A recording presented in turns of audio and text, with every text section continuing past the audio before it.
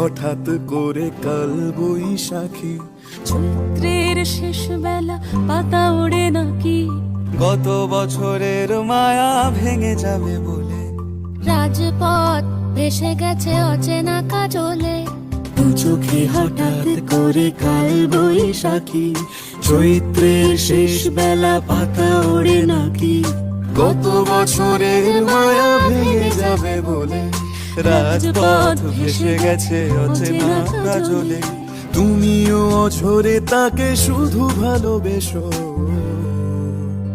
এসো হে বৈশাখ এসো এসো।